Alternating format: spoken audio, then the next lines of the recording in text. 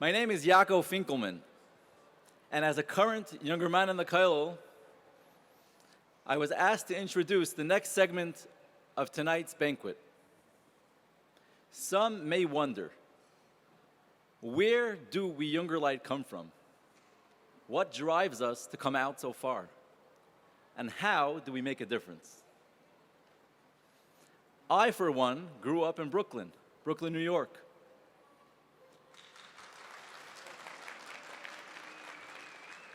Some may assume that moving here was a no-brainer. For after searching for many decades, unsuccessfully, for a parking spot, St. Louis Park was an obvious choice.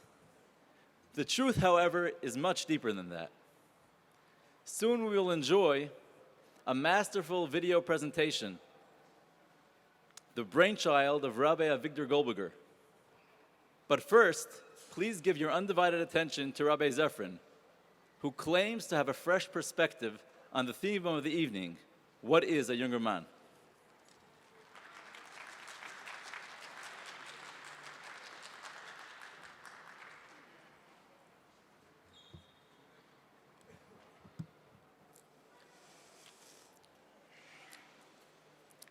You saw the dinner flyers with the bold number 613, and you wondered, what does this theme, what does a Yungerman mean? So you asked me, and I answered, that it's profound, I have no doubt. But I too have no idea. I guess at the dinner we'll both find out. In the meantime, I decided to write up a small list of distinctive Yungerman features, ones that generally exist, their common lifestyle choices, and a bit of humor too.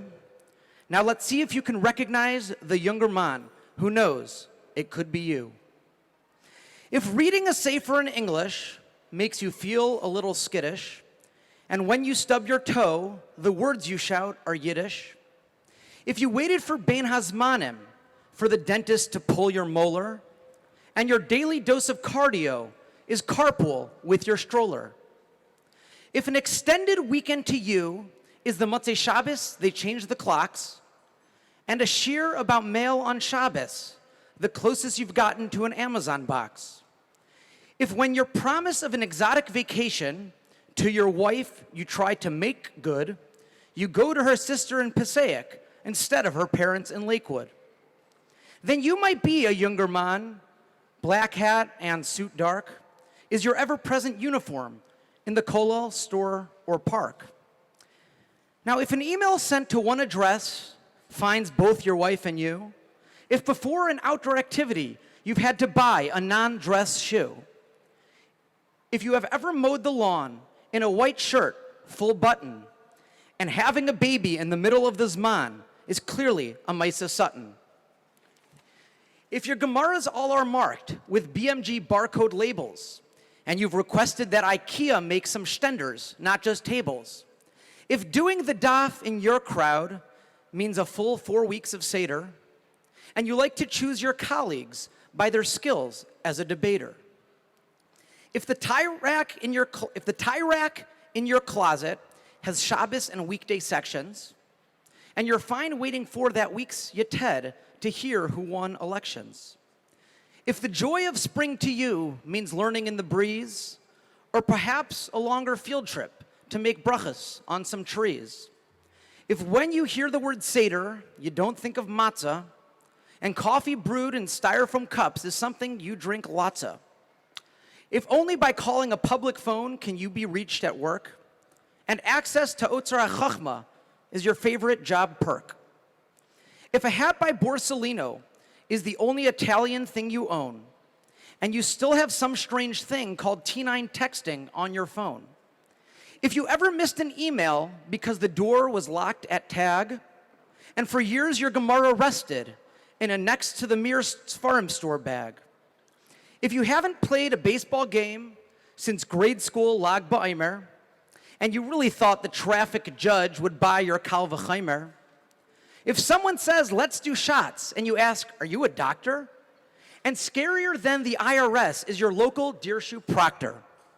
If tilting back your hat is your idea of getting loose, and all a legal holiday means is a shear, donuts, and juice. If you can easily mount a luggage rack but never changed a tire, and you had to give a lecture to make your case for hire, if to check your bank account you take out your phone and dial, and your favorite place to take a nap behind a svarim pile. If your birthday wish list is mostly sold at Frankel's, and black's the only color sock that ever has graced your ankles, if you can name more Shtetlach than US baseball teams, and a fuel-efficient minivan is the transport of your dreams. If you moved 1,000 miles, even as flies the crow, to join a small community, to build it and help it grow. If you model without trying to, the refinement that's expected from a committed Torah scholar, and those you meet are much affected. If you are dedicating your best years to the noblest of tasks, and nothing has impeded you, not snow, nor sleet, nor masks, then you are indeed a Yungerman, and essential is the role you play. You are the heartbeat of our town, and we feel it every day. So though once in a while we come out, your supporters, and make a fuss, we know that in reality, it's you who's supporting us. Thank you.